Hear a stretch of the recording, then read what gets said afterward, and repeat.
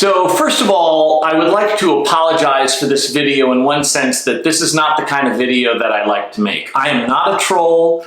I've never posted a nasty comment about anybody on a video comment on YouTube. I've never pointed out some little mistake somebody's made and been gleeful about it. When I post reviews online, 99% of the time that they're positive.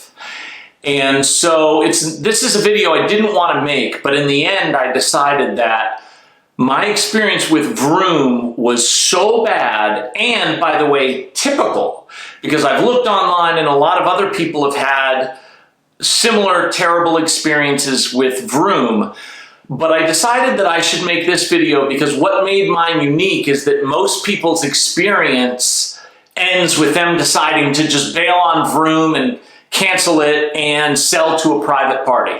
And I would also like you to know, before somebody does what I just say I don't do and post in the comments, why didn't you just sell a private party? I know that.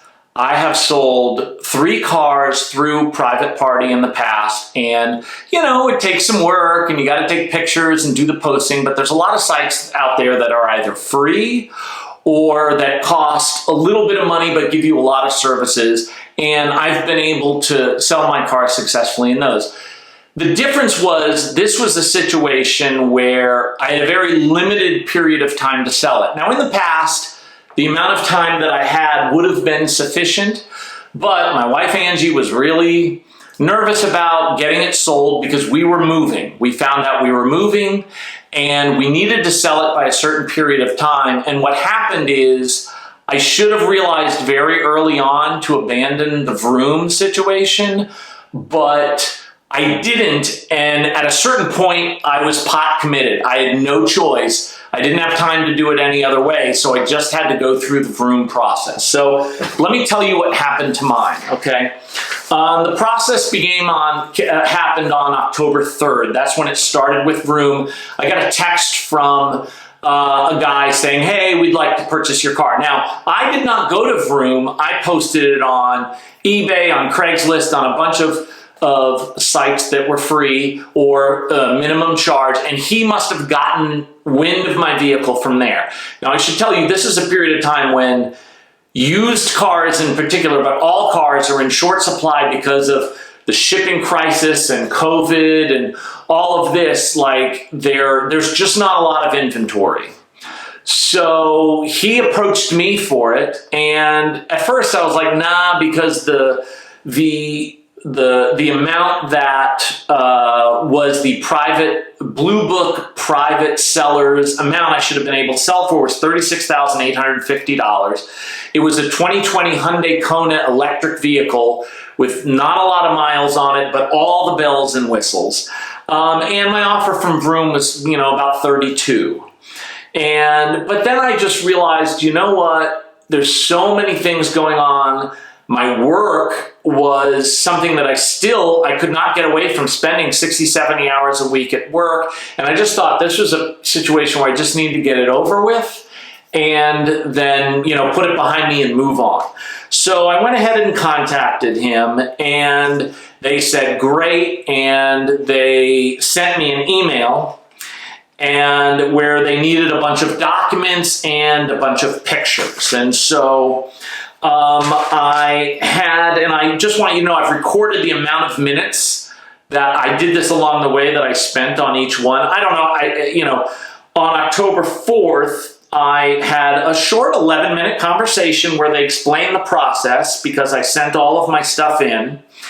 And I had also had to have an email exchange about this because the part of the form where you add your driver's license, there was a glitch in the system and it would not accept the picture. It kept going back to the beginning. So they sent me another email saying, just respond to this email with pictures of your driver's license, which I did, and then they confirmed that they got the email. So then I got, on October 5th, they sent me the offer. And in writing, where I had to sign and do an affidavit that this is my car and the miles are true, which they could see because I took a picture of it and all this stuff. And they sent me an email on October. I had a 9-minute conversation. I already told you that. So I've spoken for 20 minutes on the phone so far. They sent me an email on the 7th saying that they had received it all and I would receive a FedEx document in 24 to 72 hours with the contract. And so I said to myself, all right, let me play out the entire process. I went through the website and all those things. And we were leaving on the 29th. So I added up. Let's say it was the worst case scenario for every moment. Meaning instead of 24 to 72 hours, it was exactly 72 hours that I got the FedEx. Then I allowed 1 day, because FedEx gets there the next day, for me to send it back. And by the way, that is how it played out. They got it the next day. And then they guarantee you, they give you a 5 to 10 day window where they're going to pick up your car. And they guarantee it's going to be within 10 days. So if it was a worst case scenario, 3 days for the FedEx, 1 day for me to send it back, 10 days for them to pick up the car. That means they would pick it up on October 21st, giving me plenty of time to be able to leave on the morning of October 29th. So I figured I was fine. Well, as you probably can predict, I'm not fine. On October 11th, it had been more than 72 hours. And so I called and said, hey, I don't have a FedEx. Can you send me a tracking number? And they said, well, we can't send you a tracking number, but we get them in 24 to 72 hours, so you should expect that FedEx package the next day. All right, great. So the next day, I still had to work. I had my wife stay home from work so she could be there immediately. And I told her, as soon as you receive it, send me a text. I'll drive home and I'll sign it. Well, I didn't get the FedEx. Another thing that so then on October 12th, I had a 56-minute conversation. Now, you should know that every conversation with Vroom is a different person. Every single time it's a different person. And, eventually we got to the point where they were making case numbers and stuff, and people could access the case number, but you had to repeat the entire story of everything that's going on every time you had a conversation. So that's why the short conversations are over. I had a 56-minute conversation where I'm like, nope, I don't have the FedEx, I don't know what the tracking number is. They went to a supervisor, they checked this other person, then they came back and they said, hey, the reason why you don't have it is we don't have your driver's license. Well, there's two problems with this. Number one, they have my driver's license. I said, I have the email. I have the email that says where I sent the driver's license. I have the email that confirmed that they got it. So you do have the driver's license. Well, it would be easier. I'll just send you another email right now and you send it back, and it'd be faster to just do it that way because you could do it that way now, much faster than me going about trying to find the driver's license picture. So I sent it, but I said, all right, hold on the phone. I'm going to send it while you're on the phone. I want confirmation that you have it and that it's in my package. So that's why the call took 56 minutes. Did not get the FedEx the next day. Did not call, but didn't get it. On October 13th, I got a call. I had spent a total of 27 minutes. I got 2 calls because they said, hey, in order for us to send you the FedEx, you need to pay off the difference between what we offered you and what you owe, which I think was $2,400. So I said, no problem. So I sent them that. And I sent it right away. I was teaching a class. I paused the class because I'm like, we're running out of time here. We're already beyond the first limit, okay? We're still within that cushion, but I need to get this. So I paused it. I sent it through. And then 15 minutes later, they called me again saying that the credit card company denied the charge. And then I need to call my credit card company and tell them to accept the charge. And they're going to send me another email. And I've got to fill out put the information in and send it again. So I did that. They confirmed that they got it, okay? On 10/14, I called and said, and here's what's frustrating about it. I'm the one that had to call every time. I had to call to find out there was no driver's license. I'm the one calling to say, hey, I still don't have the FedEx, which eventually led to them figuring out that I have to pay the payoff amount. But none of them are realizing it. they don't have a system set up where they realize what is holding up a transaction. And that's why you see other people's online reviews saying, they said it would be this and it was never this, and finally I gave up on them. Well, I'm at the point now where we're really cutting it short and I need this to work. So that's what's so frustrating about it. So I called the next day and, to find out why they did it, and they didn't do it. I called on October 17th, 28 minutes, saying, hey, where's the FedEx? And they said that they sent it, and they sent me a tracking number, and I'm checking, and it just keeps saying that they printed the shipping label. But they haven't sent it. All they did was print the shipping label, meaning companies that use FedEx have one of those things where they can print out the labels, but that didn't mean they took it to FedEx. They just weren't taking it to FedEx because they're so incompetent. So then I didn't call on the 18th. I called on the 19th. I had 54 minutes worth of conversations. And I'm saying to them, hey, this still says I need it here. I am leaving town. And they kept saying things like, well, how about this? We'll pick up, I'm moving to Ohio. We'll pick it up in Ohio. I said, hey, the whole reason we're not taking this car is we did the search. We can't take an electric vehicle. We won't be able to make it. There's not enough chargings to be able to make it to Ohio. And we checked Ohio and they don't have charging stations there, even if we could figure out how to do it. So it wasn't possible to take it to Ohio. And that was something that I kept saying, you need to pick it up by the 28th, which is 8 days more than what you promised being the longest time. I had October 20th was my birthday, didn't call them. I called them on October 21st, 1 hour and 17-minute conversation. This is when they started that we're going to put this as the highest priority. And after this, every single time, they would create case numbers and they would say, we're going to mark this extra urgent. We're going to put a speed on this. And the thing is with Vroom, you talk to a different person every day. And one of the things they do commonly is, well, that person didn't know what they're talking about. Why did they do this or do that? I know what you do in order for that. And everybody has a different story about what was supposed to have been done. And they promise me they know what they're doing and they're sending it. The conversation on October 22nd was the first person that sounded like and this is going to sound bad, but the first person that sounded like they lived in this country.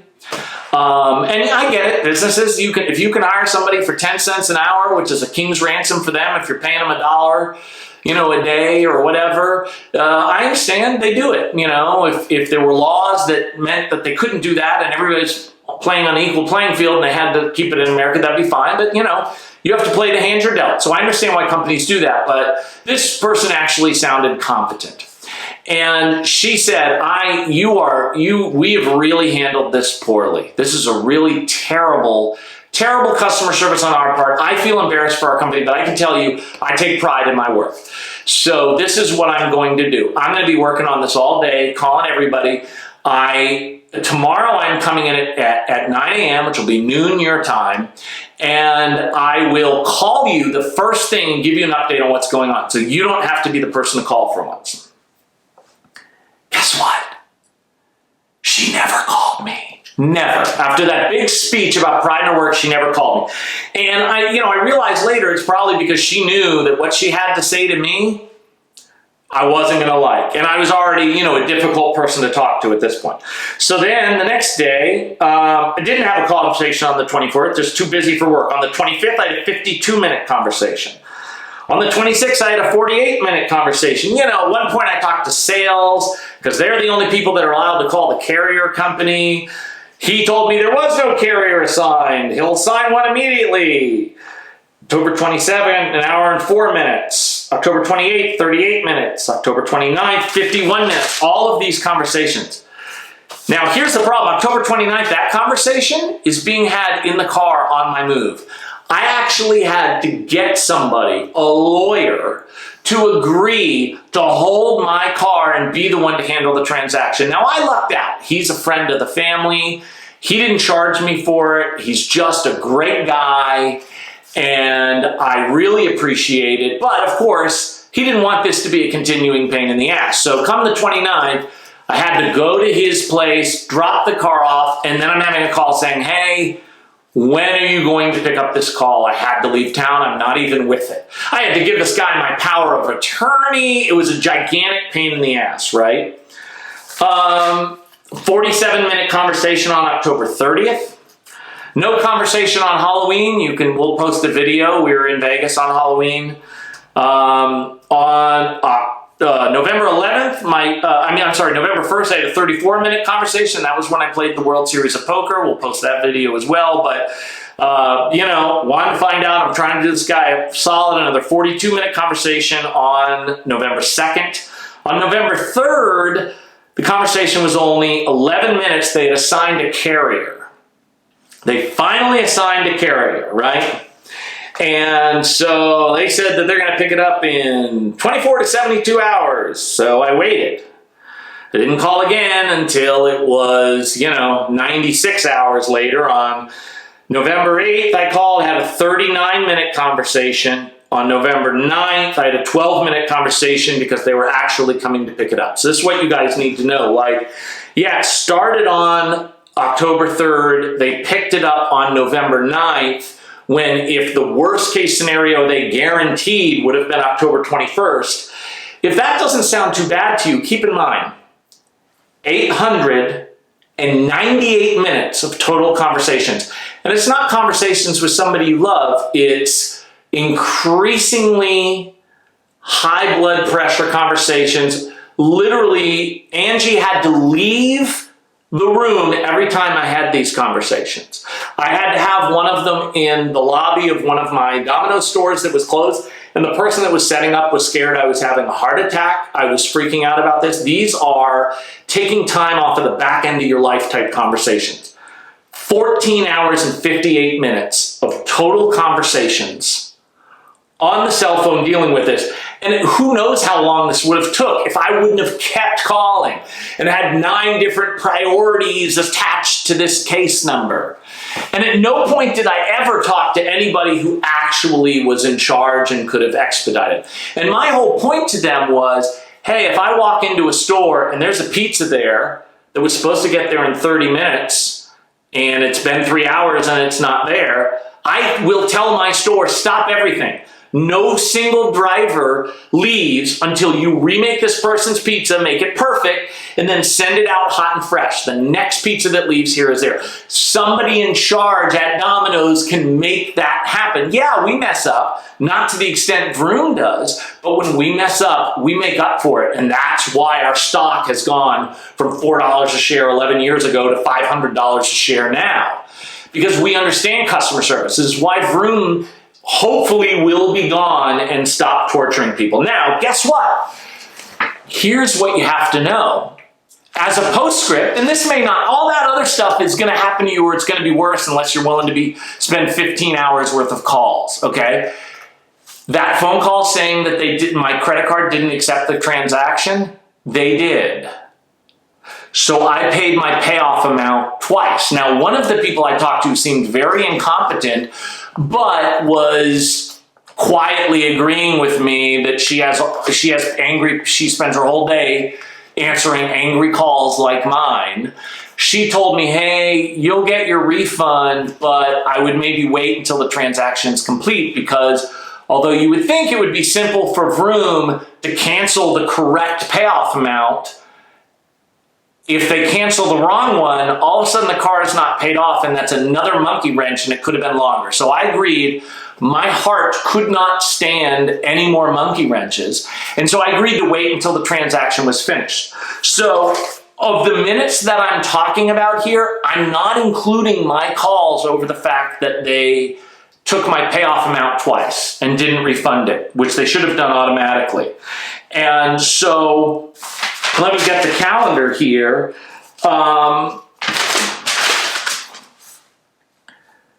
My refund was issued, I should say this. I got an email on November 29th, okay? I called on November 10th saying, hey, you guys took 2 payoff amounts, I need 1 refunded. I made sure there was a note under my account that was the case. They saw the note, said no problem.